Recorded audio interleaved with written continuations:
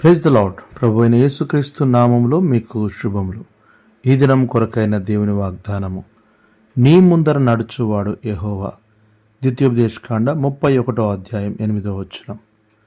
ఈ లోకములో తన సైన్యమునకు ముందు నడుచువాడు రాజు, తన గొర్రెలకు ముందుగా నడుచువాడు కాపరి, యాత్రికులకు ముందుగా నడుచువాడు గైడ్. అయితే ఈరోజు నీ ముందర నడుచువాడు సైన్యములకు అధిపతి యెహోవా. ఆయన రారాజు, తన ప్రజలను పాలించు అధిపతి, నీకు ముందుగా నడిచే ఒక గైడ్. ఆయన నీకు ముందర నడిస్తే నిన్ను ఎదిరించువారు అణిచివేయబడుదురు. నాడు ఇశ్రాయేలులకు ముందు నడిచి వారిని కానానుకు చేర్చాడు. రాజైన కోరేషుకు ముందు నడిచి మెట్టగానున్న స్థలాలను చదును చేశాడు.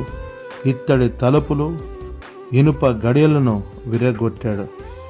అదే మోషే, ఇశ్రాయేలు దేవుడు, కోరేషు దేవుడు, ఈరోజు నీ దేవుడు. ఆయన నీకు ముందర ఉండి ప్రతి అడ్డులు ఆటంకాలు తొలగించి నిన్ను నడిపిస్తానని వాగ్దానము చేయుచున్నాడు. అయితే నీవు ఆయన వెనుక ఉండుటకు ఇష్టపడాలి.